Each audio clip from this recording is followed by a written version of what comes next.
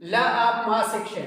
This law was presented by Goldberg and Weg in 1864. Statement: rate of reaction is proportional to the product. Product का इधर मतलब है multiply करना of the active masses of the reacting substances.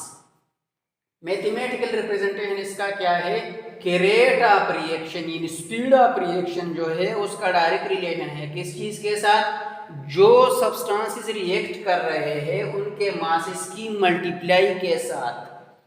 अब इसके लिए हमने equilibrium constant की एक एक्सप्रेशन डिराइव करनी है। हमने क्या करना है, इक्विलिब्रियम उस हालत में एस्टेब्लिश होगा जब रिएक्शन रिवर्सिबल होगा, यानी फॉरवर्ड और बैकवर्ड रिएक्शन उसमें दोनों होंगे। A प्लस बी रिएक्ट कर रहा है, C प्लस डी बन रहा है और उससे वापस A प्लस बी बन रहा है। तो उसको हमने दो स्टेप्स में लिखा है। A प्लस बी से C प्लस डी बन रहा है, C प्लस डी से A प्लस बी बन रहा है। अब लॉ ऑफ मास एक्शन इस रिएक्शन के लिए भी और इस रिएक्शन के लिए भी इधर हमने लिखा है rate of forward is proportional to the masses of the forward to the multiply of the masses of the forward and rate of backward is directly proportional to the masses of the multiply of C plus D. अब इधर equality और constant लगाया, इधर भी equality और constant लगाया है। जब इक्विलिब्रियम एस्टेब्लिश होगा उस हालत में फॉरवर्ड और बैकवर्ड रिएक्शन एक ही पेस यानी एक ही स्पीड में हो रहे होंगे।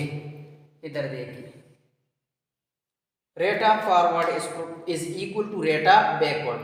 अब रेट ऑफ फॉरवर्ड जो जिगजैग सर्कल है उसकी वैल्यू जिगजैग सर्कल से इधर रिप्लेस करेंगे, जो रेक्टेंगुलर शेप में मौजूद है उसकी वैल्यू इधर रेक्टेंगुलर शेप वाले से रिप्लेस करेंगे और फिर इन दोनों को एक दूसरे पे डिवाइड करेंगे और इसको इस साइड पे लेके आएंगे। ये इक्वेशन इस हालत में हो जाएगा।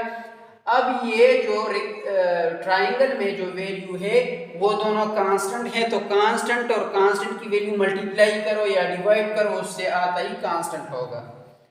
तो बोथ कांस्टेंट को एक कांस्टेंट के साथ रिप्लेस करेंगे, वो है KC। उधर वो रेक्टेंगल में है तो इसको भी हम रेक्टेंगल में लिख देते हैं। रेक्टेंगल को रेक्टेंगल के साथ रिप्लेस किया और ये इक्वेशन बन गया। अब KC जो है वो इक्विलिब्रियम कांस्टेंट है जो हमेशा कांस्टेंट रहेगा at a particular temperature and pressure.